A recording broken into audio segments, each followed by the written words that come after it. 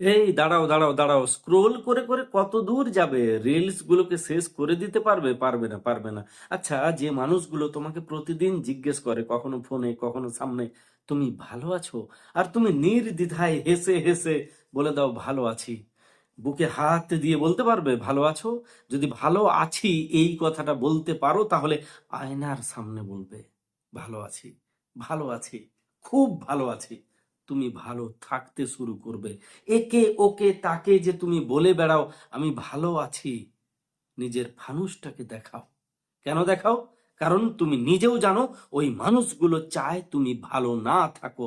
আর যারা চায়ই না তুমি ভালো থাকো, সেই মানুষগুলোকে ভালো আছি বলে তুমি কি প্রমাণ করে যাও বলো তো? ওদের সামনে নিজেকে প্রেজেন্ট করতে যেও না। তাকে বলো যে এটা শুনতে চায় তুমি ভালো আছো না মন্দ আছো।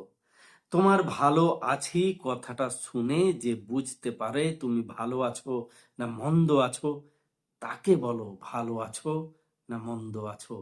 আর যারা সত্যিই তোমার মন্দ থাকাটা দেখতে চায়, তাদেরকে এড়িয়ে যাও, প্লিজ এড়িয়ে যাও।